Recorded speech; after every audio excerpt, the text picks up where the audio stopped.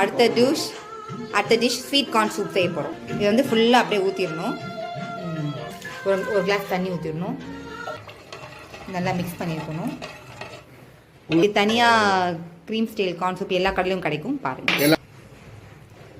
Sweet corn உப்பு தேவையான அளவு போட்டுருங்க. வினிகர், சுகர் 1 ஸ்பூன் போட்டுருங்க, இல்லை 2 ஸ்பூன்.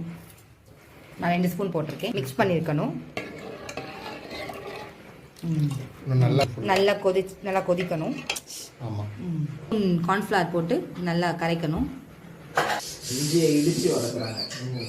இந்த கூல் கிளைமேட்டுக்கு சுட ஹாட் அண்ட் ஸ்பைசியா ஸ்வீட் கார்ன் சூப்.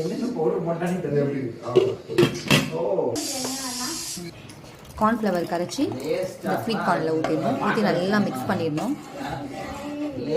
நல்லா ஸ்வீட் கார்ன். எக்கை போடணும்.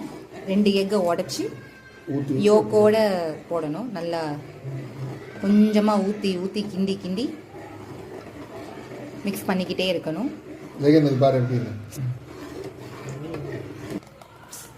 Spring onion,